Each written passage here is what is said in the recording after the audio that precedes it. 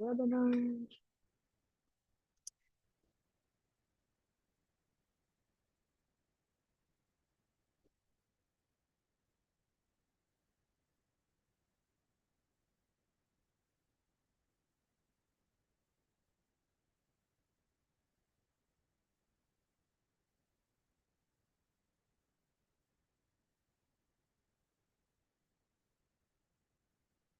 Hello, everybody. Welcome.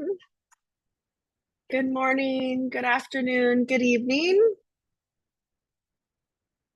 Thank you for joining us today. We're just going to give people a minute or two to join us, and then we will get started with today's Hyperledger member in-depth webinar.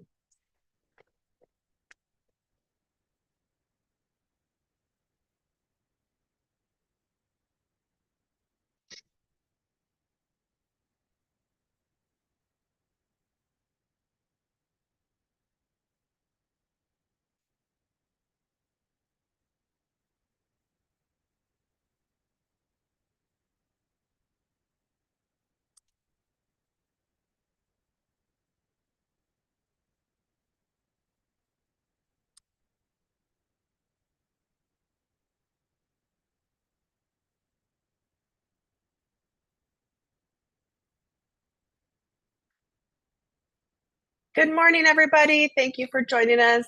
We'll get started in 1 minute.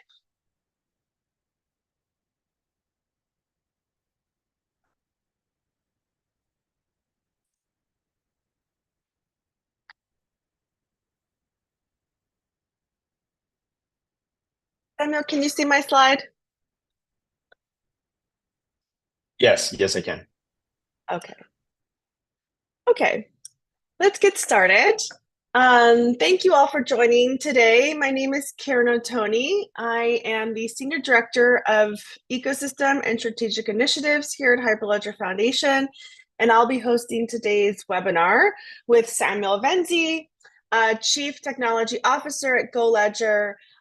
He'll be talking about leveraging Hyperledger Fabric for this really fascinating production use case out of Brazil for biomethane certification. So we're really happy to have Samuel with us today and look forward to you all participating. I just have a couple of housekeeping items to go through first. First of all are welcome here in the Hyperledger community. This is a big part of our ethos and philosophy. We're committed to creating a safe and welcoming community. And we also have a Hyperledger code of conduct that you can see on our website and that we follow in this webinar as well. We also start all our meetings here at Hyperledger as an open source community with an antitrust policy. You can read it here below and also find it at the link and on our website. This webinar is being recorded, and the slides and the recording will be available almost immediately after. We are also live streaming on YouTube and on LinkedIn as well. And all attendees will receive an email with the link for the recording. A big part of these in-depth series is we hope it not to be just a presentation. We really, really love your participation, your questions. Feel free to raise your hand, put something in the Q&A box or in the chat. I will be monitoring them throughout Samuel's discussion. And if it's relevant to the topic he's discussing at that moment, I will jump in and bring that question up and sometimes ask if you all want to come off mute as well. The more this is a conversation, the more we all get out of it. So without further ado, I want to invite Samuel to start off. So I'll stop sharing my screen. Samuel, you can go ahead and share your screen. Thanks, Karen. Just give me 1 second. Yep, no problem. Yeah, can you confirm that my screen's sharing? Yes. Perfect. Yes, looks great. Thank you. Okay. So, well, as Karen mentioned, we are going to talk about today about leveraging Hyperledger Fabric for biomethane certification. Before we get into this topic, just a little background about me. I have experience with blockchain since 2018. I have started working with blockchain with Hyperledger Fabric in 2018, and also studying and working with Bezos since 2021. I am the CTO at Goledger since 2020, and Goledger is a Hyperledger member, and we are a leading Brazilian vendor on the blockchain space. And we provide services for public and private sectors here in Brazil, and we are big specialists on Hyperledger technology. And the project we are going to talk about today, you're going to notice that uses a full Hyperledger stack for the blockchain portion. I am a contributor on multiple Hyperledger projects, including SDKs, and I am one of the core maintainers of a Hyperledger labs called CC Tools, which is also part of the stack of this project. Before we get into the project itself, we have to talk about Petrobras and the origins of this project. So Petrobras is one of the biggest oil and gas companies in the world. Petrobras produces, refines, and transports oil and natural gas. And of course, it's such a big company. It does much more than that. And Petrobras deems important to use biofuels in its energy matrix. So that's going to be a background information that we need to understand the origins of this project, right? Okay, so what is biogas and biomethane, right? So biomethane is a combustible gas which is obtained from biogas, and biogas is a gas produced by the composition of organic matter or biomass, right? So biomethane contributes to the reduction of greenhouse gas emissions because it captures the methane that would be released into the atmosphere if it had not been captured, right? Biomethane is used on many applications. Here in Brazil, it's used for fuel for vehicles. It's common in some regions of Brazil. It's also used for thermal and electrical energy generation. And of course, you can take biomethane and inject that into natural gas pipelines and transport it just like any other natural gas. The biomethane market here in Brazil is a pretty scattered market. That means that we have small producers, and we are such a large country that those small producers, they are really localized to some places, and there's nothing that unites them in a way that companies like Petrobras can go and search on this market, which is the best pricing for buying this biomethane. So this information is important. The idea in this whole context that I'm giving is that Petrobras has a hard time buying biomethane from the market in these conditions. As I said, Petrobras works primarily refining oil and its subproducts. And Petrobras does not produce biomethane, so it wants to take part of the actual fossil fuel that it uses and replace that with biomethane consumption, which is greener for our environment. Okay, great. A little bit about regulation here in Brazil. In Brazil, we have this program. It's called Renova Bio, and this program promotes the use of biofuel in Brazil's energy matrix. It aims to reduce greenhouse gas emissions, and it provides a way for fuel distributors to meet decarbonization targets. And this actually regulates a market for biofuels and what we call CBio credits. And CBio credits, they are a credit for decarbonization here in Brazil. On biomethane, there's no specific regulation here. And our project actually anticipates the regulation regarding biomethane, right?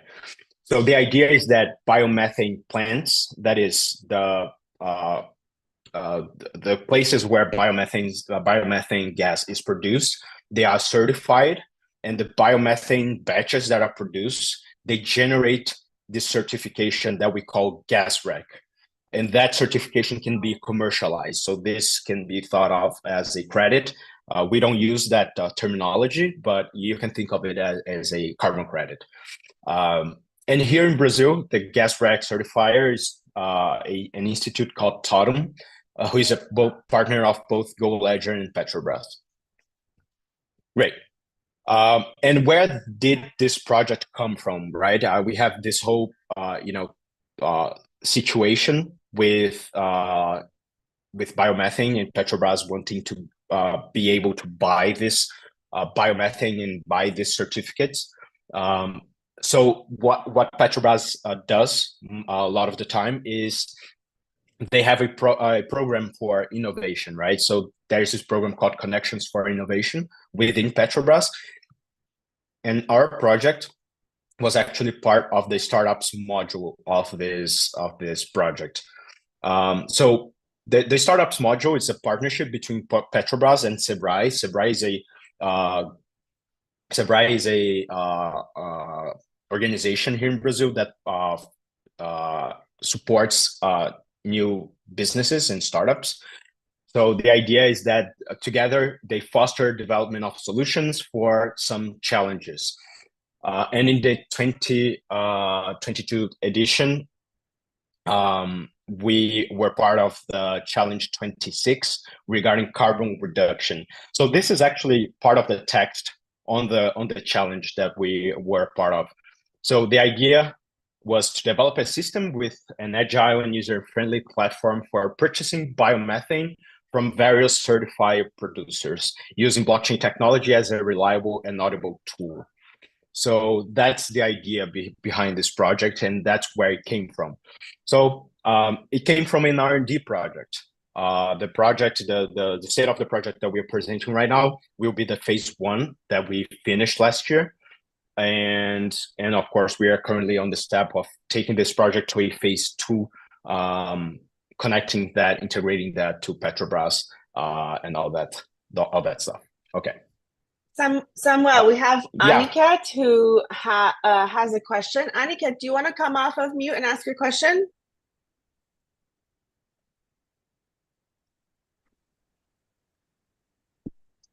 Hello, can you guys hear me? Hi. Yep, we can Yes. hear you. Hi everyone. I just wanted to know the purpose of this project. Is it to get accountability of people and organizations that want to go green, or is it some kind of does it incentivize like people who want to go green? How does this work?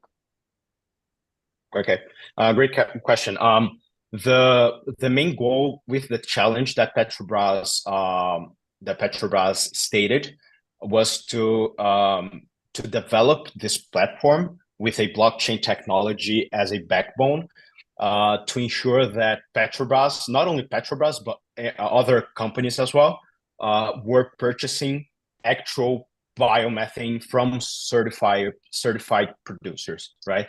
So the idea is to have the blockchain technology act as a tool for this certification to be auditable, and for the actual sale of the product to be tied to that certification that was made. Oh, understood. Does that answer your question? Yes, that answers my questions. Thank you. Perfect. Thanks, Aniket. We also have Anush who has a question as well. Would you like to come off mute, Anush?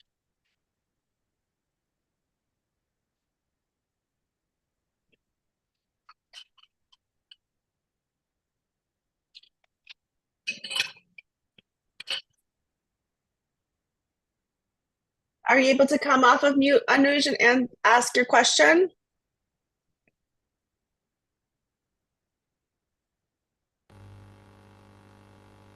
Sorry, I didn't have any question. Okay, you raised your hand. Okay. Oh, No sorry. problem. No problem. Okay, go ahead, Samuel. Yeah. Okay, so that's the idea behind this project. So what we developed is a platform called Go Biomethane. And Go Biomethane is a marketplace platform for trading biomethane gas and its certification, right? Talking a little bit of, and we're gonna get somewhat technical here because we are talking about Hyperledger technologies here. And this project is developed with Hyperledger Fabric for the network. And as I mentioned, we have Hyperledger Labs CC tools being used for the development of the chain code. And of course, we're using other Hyperledger artifacts like, Fabric SDKs and all that stuff for client applications. So I want to go a little bit deeper on how this Go Biomethane works. So we have a couple of features, and this is going to become clearer when we talk about when we actually go to the demo. But the idea is that we have the management of the participants in the process. We are going to have multiple agents in the process, and we're going to see that in a little bit. We're going to have management of products, delivery points, and we have to remember that biomethane is a physical thing, and one of the requirements of Petrobras is to make the registration of how that biomethane is going to be delivered, where it's going to be delivered. So we have all that included as well. And of course, we have buy and sell proposals. We're going to have some dashboards for accounting. We're going to see that we are actually doing a token model behind the scenes to make all this work. And of course, there's a negotiation process because it's going to be a market of sorts. And we're going to see deeper how that translates. And there's a lot of things that are tied to regulation and tied to Petrobras requirements, but that's going to become clearer. For the system agents, we're going to have 4 types of agents. We're going to have an administrator, and the administrator here will be thought as a administrator of the process and the overall system. So the administrator will manage what are the delivery methods that the platform supports, for example, if it's a railroad or pipeline, and what does that translate into the process for the actual flow of the information. Also, the products that are supported and that currently we are supporting, obviously, biomethane and gas rec as 2 products that are going to be traded here.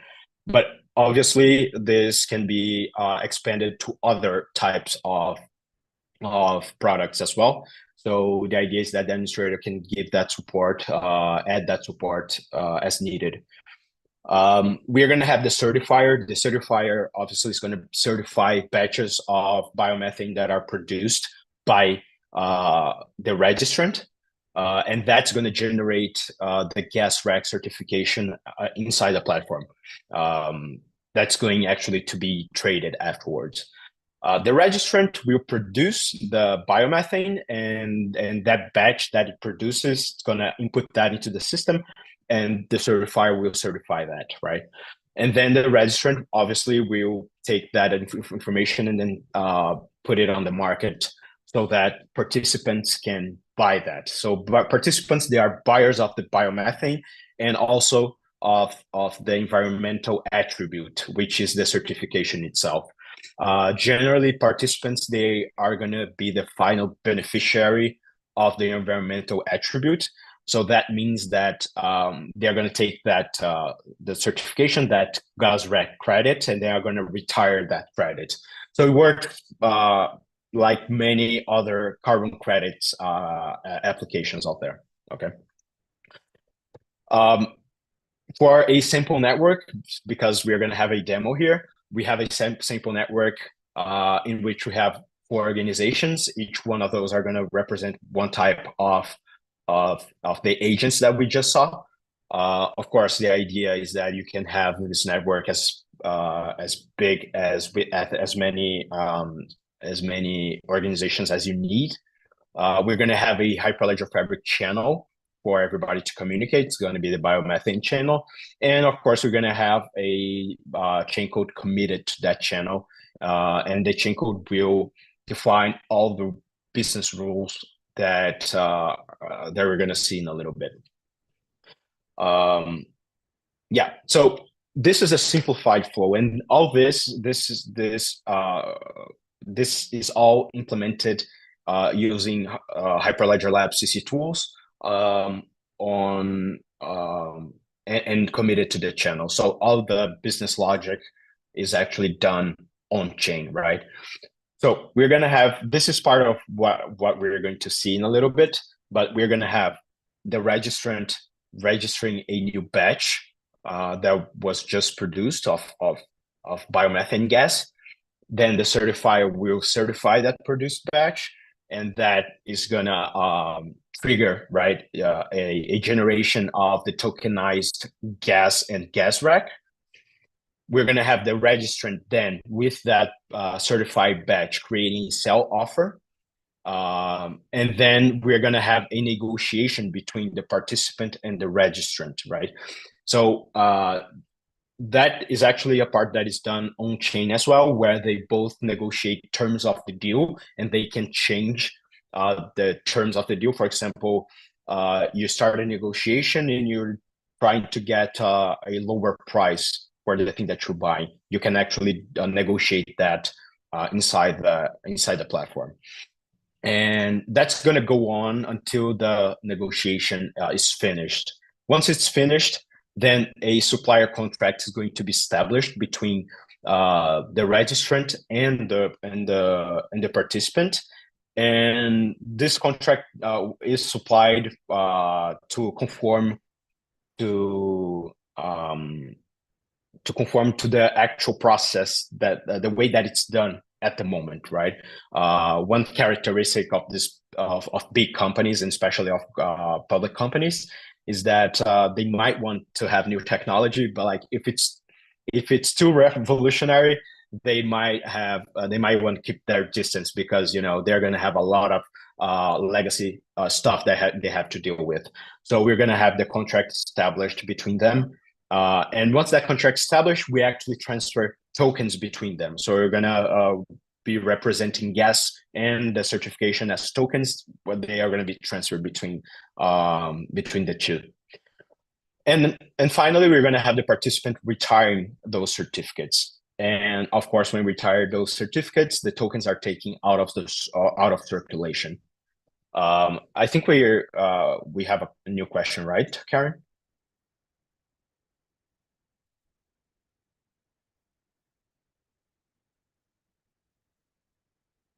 Okay, so I'm going to continue here. Yes, sorry, I was on mute. Let me bring Jim on real quick. Jim, do you want to ask your question? Sure.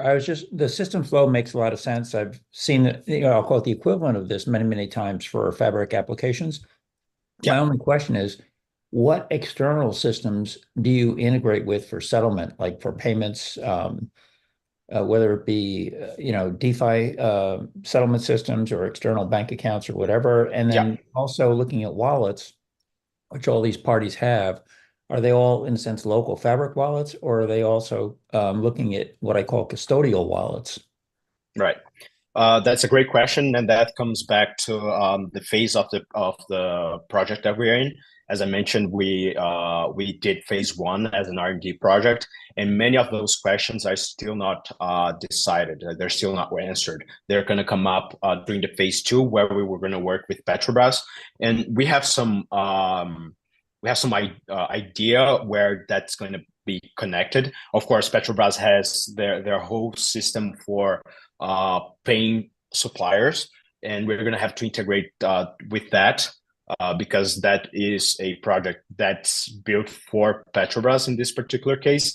But here in Brazil, I'm not sure if many of you are aware, we have a payment system, instant payment system called Pix, and they have APIs for integration. So one of the ideas is that all the liquidation of payments, they're going to be done through integration with Pix. We're going to have probably new integrations in the future because the Central Bank of Brazil now is working on a CBDC called Drex, and that's going to be on Hyperledger base too. So we might have to do a cross-chain integration once Drex comes out. But like as I mentioned, all this is phase two of the project. On wallets, they are currently all wallets within Fabric. Because, as I said, the RMD project, we don't have many external connections yet. But yeah, the idea is that at some point we can have other types of wallets, and that's going to also depend on how agents are going to connect to the system. Great, thank you. Yep. Thanks, Right. Jim. So, do you have any more questions? No, that's it for now. Thanks, Samuel. Yeah. So this is something that we are going to see on the platform when we go for the demo. We're going to have an asset called negotiation, and we're going to have within that asset buy and sell offers, and we're going to have expiration date for those offers. We're going to have supply start dates and supply end dates. We're going to have the products, and you're going to notice that we have products here. We're going to have a quantity. We're going to have a unit price, and those are going to be the actual tokenized products that we have. And talking a little bit about more tokenization, we are using a model called UTXO. Probably many of you have heard of UTXO before, but for those of you that haven't, UTXO is a tokenization model in which you have tokens being represented by these packages, in which they're going to have a quantity, they're going to have a Boolean to track if they have been spent or not, and they're going to have an owner. So in this particular case, I have two tokens with owner P1, and one of them, one token is going to have a quantity of 10, and another is going to have the quantity of 5. And I want to transfer 6 of those tokens to the owner P2. So how does that happen on UTXO? That happens with a consumption of the inputs of the transaction, and a creation of new tokens as an output of the transaction. So in this particular case, I'm gonna spend the 2 original tokens that I have, and I'm gonna generate as output the transfer to my new owner and a change token for the original owner P1. So transferring 6 tokens will consume will spend these 2 tokens, the first 2 tokens, and generate a 4 as change for me, and also transfer the actual 6. So we're using that to tokenize not only the gas rack, but also the biomethane, because it's a quantity of volume, right? So we can do that. Do you have any more questions? I think I saw something pop up here.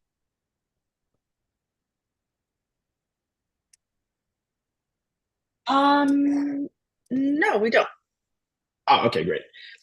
And let's talk a little bit about the layers of the architecture, right? And this was widely discussed with the team, the blockchain team in Petrobras.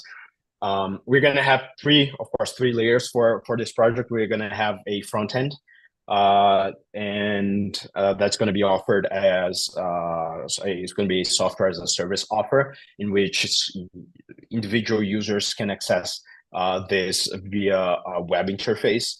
And the idea here is that we have multiple we have multiple agents with multiple sizes in this particular project. So as I said, we have small producers of biomethane, and they are very specialized. They are dealing with cattle, and they are dealing with agriculture. They are not particularly IT savvy, let's say. They might not even have a team. They might not be a big company. So they wouldn't be able to integrate that on a system level, and much less having nodes on the blockchain. So we have the interface layer. We're going to have also the platform as a service layer, where we're going to have a system level integration with the REST APIs, and Petrobras is probably going to use this system on this level. Of course, we have the phase 2 to decide all that. But that's going to be for those that want to integrate their systems and maybe automate their systems or their ERPs and all that stuff with the platform. And of course, we're going to have the infra as a service, where nodes are connected to the blockchain, and that's they're gonna replicate blocks, they're gonna execute transactions, and that's gonna be really interesting for many of the certifiers and for regulators here in Brazil as well, so they can have a copy of the blockchain and actually be able to do the auditing themselves, right? And finally, here, before we get to the demo, how do we make all this network deployment happen? The network deployments is done through a tool called Fabric. It's a platform. It's a blockchain manager that's going to allow us to create organizations and do management of them. It's going to allow for collaborative network management. It's going to allow us to scale peers and orders. It's going to allow us to deploy client APIs, deploy chain codes, monitor the resources, and provision also infrastructure for all of this, right?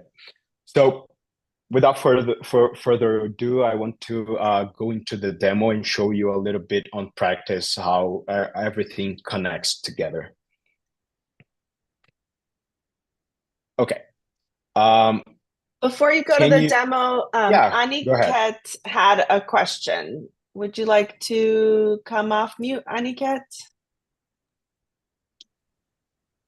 Hi. Can you guys hear me? Yeah. Yes, we can hear you.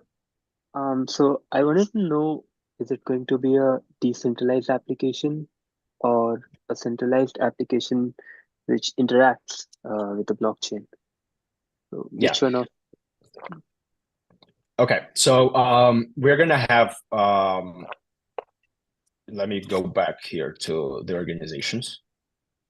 Okay, so we're gonna have each organization having their resources on the blockchain, of course, separately. They're gonna each have their own infrastructure, and that's gonna be all distributed. On the layer above it, we have this. The way that the architecture works is that we have an API for providing services, and that connects to individual organizations on the blockchain, right?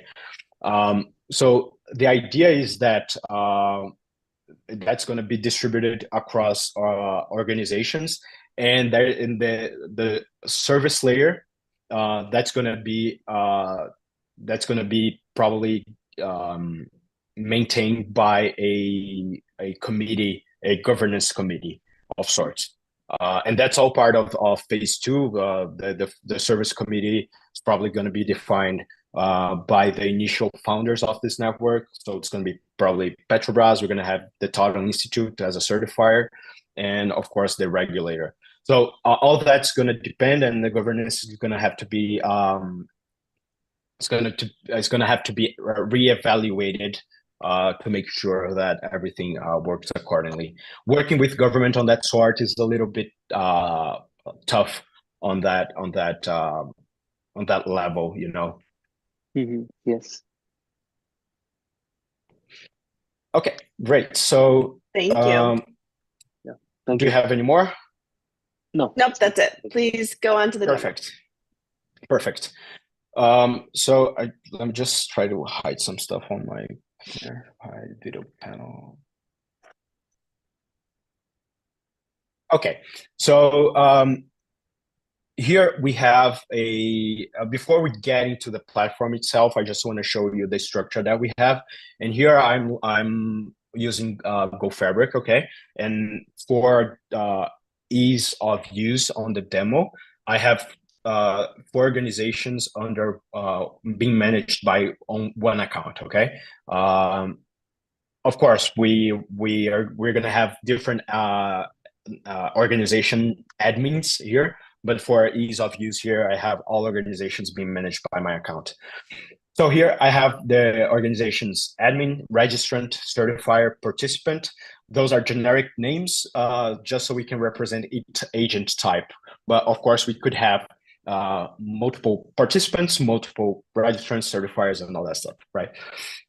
So I'm gonna go into one of the dashboards, and here we can see the resources, the blockchain resources. So we're gonna have the certificate authority, we're gonna have the peer, the order, we're gonna have also a client application being represented here by an API. And here below, we can see that I have a business group, right? So the business group is gonna be the structure in which many organizations come together, and they're going to be sharing a network together and collaborating on making that network evolve and doing the decisions of the network. So coming here into the Go Biomethane business group, I can come into organizations. We're going to see all those organizations being part of the same business group. Here, we have the channel. As I mentioned, we have the Go Biomethane channel with all those organizations being a part of it. And we have a chain code, which is under the Go Biomethane channel as well, okay? Right, so this is the basis of the structure that we showed on the slide. So this is implemented here as well, right? So what we can do right now is I'm going to go into this interface. This is the Go Biomethane interface for phase 1 of the project. And we're going to do the whole flow of the process here, okay? So I have set up some users. Those users are going to be tied to those organizations. There's a whole setup of the process. But here, when I log in, for example, with a registrant account, I'm going to be interacting with this project as a registrant, okay? So here I can see many informations. I can see the batches that I have. So I have a lot of batches being that are already registered here. They are confirmed. That means they have been certified. I have also some plants. Those are the plants that are operating and producing biomethane. Okay. I have I sell proposals. I have a lot of stuff here. So as we mentioned, the first step of the process is for us to register a batch, so that batch can be certified. Okay, so I'm gonna go here. I'm gonna register a batch. It's gonna be pretty simple. I think I'm on lot 6 right now. So I'm gonna choose a quantity. That quantity is gonna be the volume of gas that's produced daily. And let's say it's gonna be 8,000. And I'm gonna choose the certifier that's gonna certify this for me. And of course, I have the certifier here on the system already. And which plant will be the one that produced this? So I'm gonna choose sample plant here. I'm gonna register this batch, and this is actually registering this on the blockchain, right? So this is connecting to the client application of the registrant and registering that lot on the blockchain. So you can see that my lot 6 is with a pending status here, right? So what I'm going to do right now, I'm just going to open up a new instance of my front end, and I'm going to log in with the certifier credentials. And I'm going to certify that, right? So just give me one. No. Okay, so here on batches, I'm going to have a pending batch, right? And here I can simply click here to certify it. This is going to be a simple process.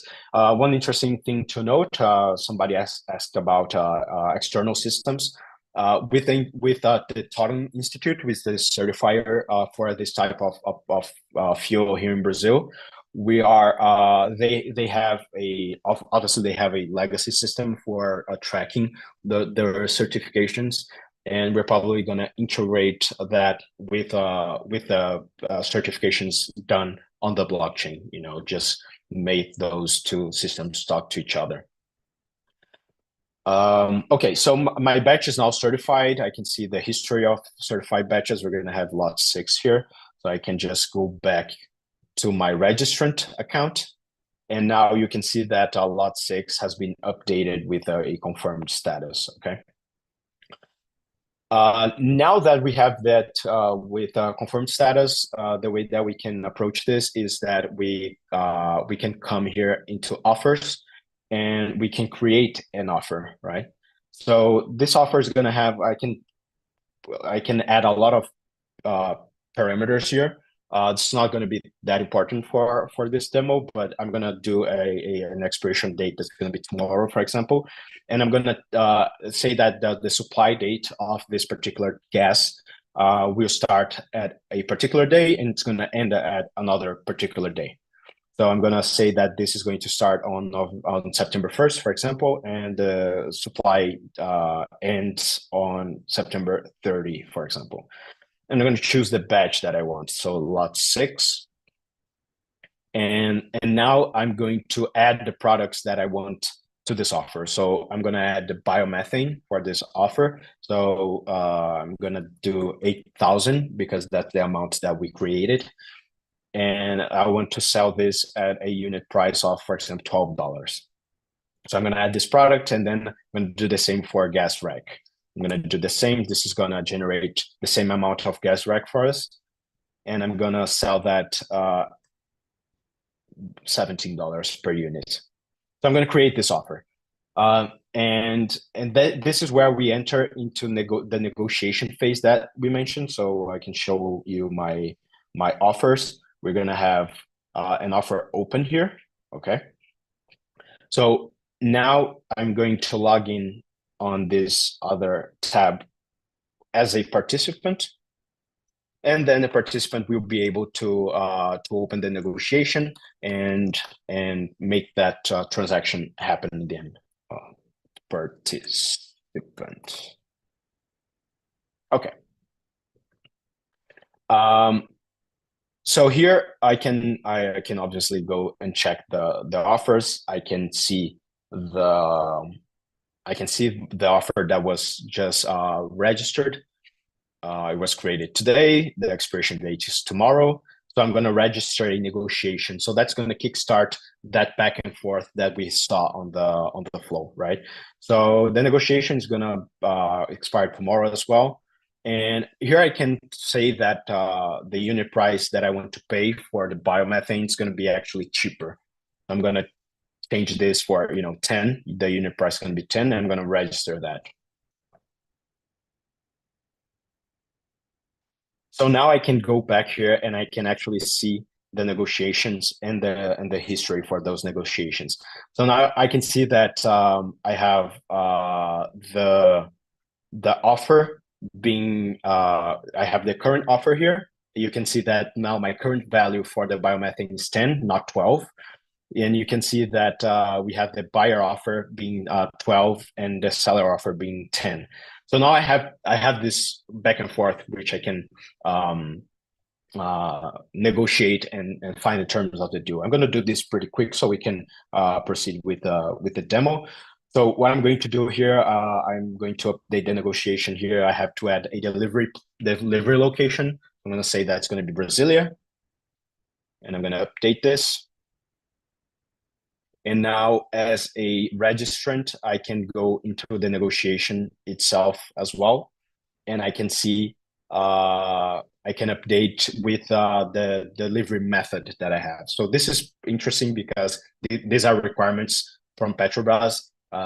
because each contract is going to have on the contract how that's going to be delivered. So I can say it's going to be a pipeline delivery, for example. So I'm going to update this. So let's say that everybody's satisfied with this term. So I'm going to confirm this negotiation.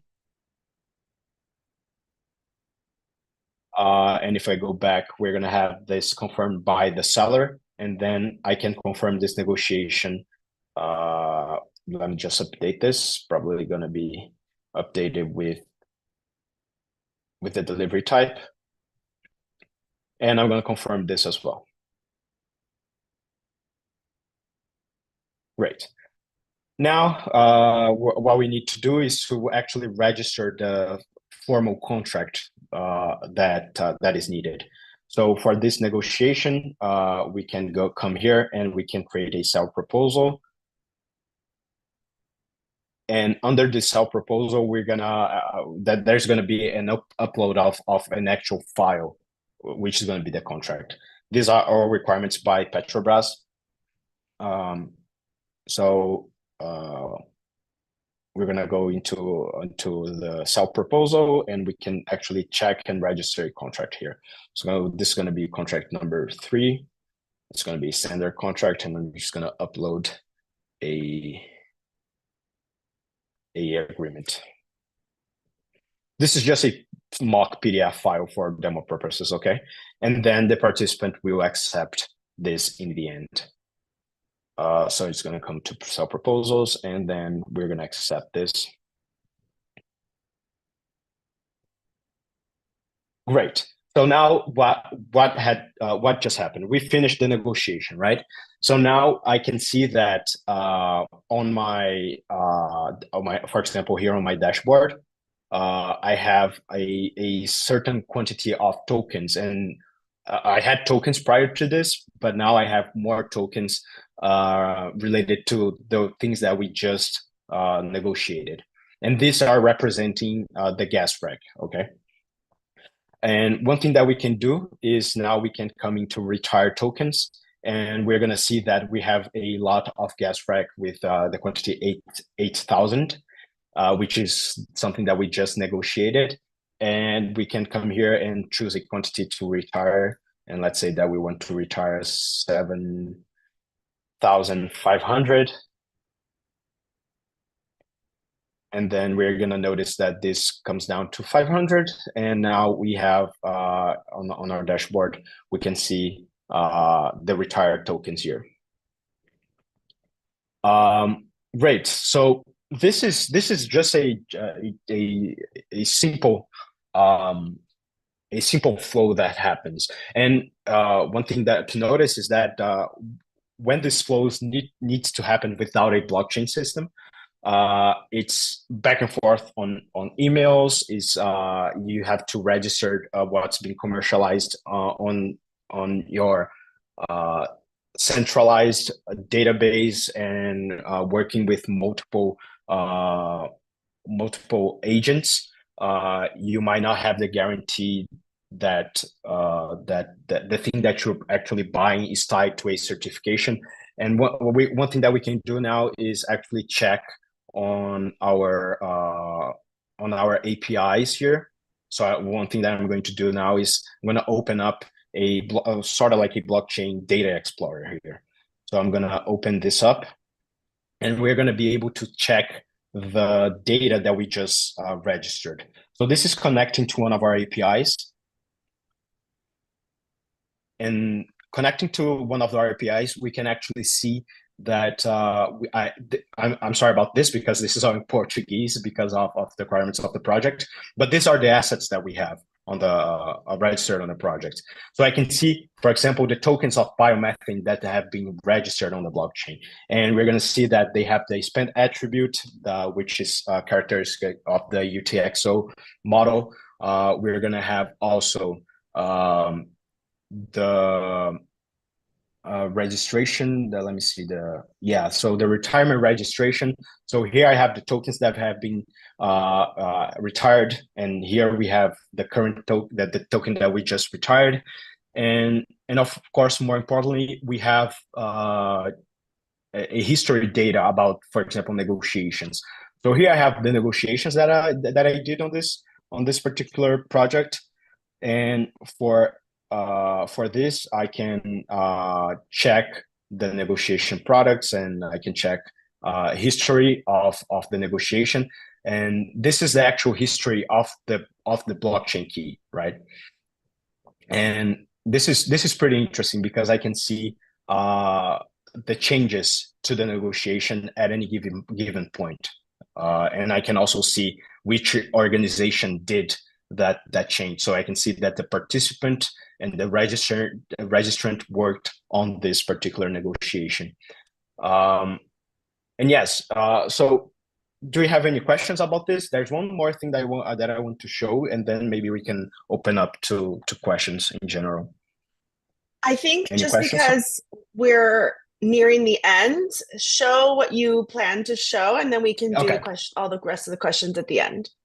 Yeah, perfect. So one last thing that I think is interesting, and it's more related to how we maintain a network like this. For example, if I have a new organization that wants to join, how can I proceed to make that happen here, right? So here I have a new tab on a separate account, and I want to do a quick creation of a organization, and then show how easy it is for us to join someone to this particular network. So here I'm gonna just skip some steps because I can connect this to AWS and Google Cloud. I already have this set up, and now I'm gonna go and create an organization. So let's say that I want to create a regulator. It's gonna be a regulator. It's gonna audit this stuff. So I'm gonna create an organization called regulator, and I'm gonna add this to a particular host, and just gonna set up the CA here. And I'm gonna hit create organization. So what this is doing for me is this is kickstarting all the infrastructure, the blockchain infrastructure inside the virtual machines that I have set up. And once this is done, I'll be able to take that organization and invite that organization to the business group that we already have created. So it's creating monitoring containers here, so we can just wait for this to finish. I can come here and create a peer now.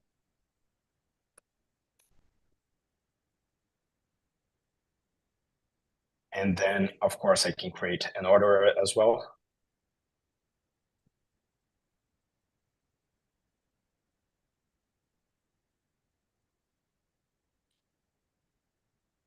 And now that we are creating these resources, I can take this organization's ID on the system, and actually I will back to my previous organizations, and I'm going to invite this organization to my Go Biomethane business group. So I'm going to just paste the organization ID. It's going to say that it's going to recognize as the regulator, and I'm going to send the invitation. One nice characteristic here is that of course, we need governance. I cannot invite anybody to this without having permission from the whole group as a whole entity. So I have here the requirements of the other organizations to approve this. So what I'm going to do is I'm going to go into each of those dashboards, and I'm going to approve it. And I'm just gonna approve for everybody with a certifier here. And finally, with a participant. I'm sorry. And now I can see that the proposal has been approved and completed. And now I receive an invitation to join the Go Biomethane business group. Right. So we are 5 minutes from the end, so I'm going to stop right there. But other than that, you could, on the business group, you could, for example, come to the channel and do a request to join channel as an application and order organization. And that's going to be approved by everybody, just like we just did with the invitation, and then you can do all the rest of the stuff that you would usually do on a Fabric network, all on the platform. So for this project, it's pretty easy for us to onboard new organizations on the platform. Okay, so I think I'll end there. And if you guys have any questions, yeah, now is the time. Thanks, Samuel. That was wonderful in detail, and such an interesting use case. I want to give people time. So Benjamin has had his hand raised for a while. Benjamin, do you want to ask your question? Yes, can you hear me? Yes, we can hear you. Thanks. It's a great presentation. I'm enjoying it a lot. I just wondered, when you talked about the generation of contracts, and you seem to have quite a manual process there, I understood some of that was just an intermediary step you had to do now.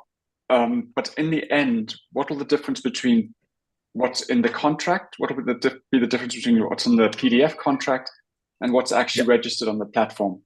And is there a difference? And yeah.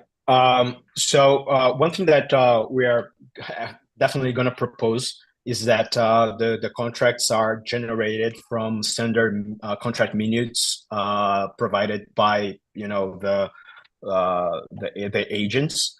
Currently, there's a particular format that is used, and what Petrobras asked us to do on the phase 1 is for us to register to upload the contract and make it so that it is traceable on the blockchain. We do not upload, of course, the PDF to the blockchain, but we hash it and then link it to the upload. So that was a requirement for the phase 1 of the project. But the idea is that if I have everything on the blockchain, what I can actually do is that I export everything to a PDF that is already linked to the raw information on the blockchain. That should be the good part. Okay. Yeah. If there are any disputes, the PDF is the governing one at the moment for any purchase, and just it's only the negotiation that happens on the chain. Yeah, no, both of them are going to be part of the dispute. Of course, the contract has the power of law behind it, but the idea is for those two to be the same. Thank you very much. Thank you, Samuel. We have a few other questions. Is that all, Benjamin? Yes. Okay. Donald Coop asks, are there plans for an options or futures market for these products using GoFabric? Not at the moment. I think we are on an earlier phase than that. Once we have the marketplace up and running, one interesting thing is that, as I mentioned, there is already a case here in Brazil for carbon credits for other biofuels. That's called CBio, and the CBio credit is negotiated on a stock market. So of course, it is a possibility in the future, especially given what we have prior. But one interesting thing is this is not tracked by blockchain whatsoever. So yeah, there is this possibility in the future. And then will the functionalities be accessed in real time by different users? Is it similar to live trading? No, it's not similar to live trading, because in that sense, in the live trading sense, you would have a lot of negotiations being done, or like over the counter, and you're gonna have the data for those prices and all that stuff. The idea here, because it's such a currently such a bureaucratic process where you have to register contracts and all that stuff, you're doing negotiations one-to-one with each one of the sellers. It's not something that you post your offer to the market and everybody you can just fulfill one of those offers. It's somewhat different than that. Okay, last question. Have you considered any standards to generate tokens? For instance, something similar to ERC 721 or 1155? would it probably be defined together with regulators, the certifier, and Petrobras? That's a great question. Here in Goledger, we have worked with two token types. One is an ERC20 token implemented in Hyperledger Fabric, and the other one's the UTXO token that I showed, right? So it's this model right here. This is the model used on Bitcoin, for example, and we find it easier to work with UTXO, especially regarding on the accounting of balances, because for ERC20, I have to work through the whole blockchain history to know that the state of my balance is correct. And with UTXO, that's much more easy because I can just get the unspent tokens and sum that. So in the technical term, we prefer to work with UTXO. But of course, if there's a regulation that defines one standard over the other, we're gonna work with that standard. Awesome. Well, thank you so much, Samuel. This was a really engaging discussion. Thank you, everybody, for your questions. I'm sorry if we didn't get to all of them. You can always reach out to us at membership@hyperledger.org. And Samuel is available on our Discord, on LinkedIn. And if you really want to get in touch, please feel free to reach out to me as well, and I can put you all in touch. They're doing a lot of great work in Brazil. Samuel and Goledger have participated heavily in our Hyperledger Brazil chapter as well. So look at that if that's something you want to engage in. We've got a number of webinars coming up, so please visit our events page to find out what's next. We won't have any more for the rest of August, but we'll be starting up again. We'll take a break and starting up again in September when we all get back from vacations. So please also visit our meetup page. We've got meetups going on throughout the month of August and in early September as well. And then, as always, if you want to continue this conversation, engage directly with our open source community, please join us on our Discord. And I want to say thank you so much to Samuel. And if anyone is interested in doing a webinar like this, feel free to reach out to us. This is something that we do to highlight our members here at Hyperledger Foundation and the incredible and real work that they are doing. Thank you all today for your attention, and I wish you all a wonderful rest of your morning, afternoon, or evening.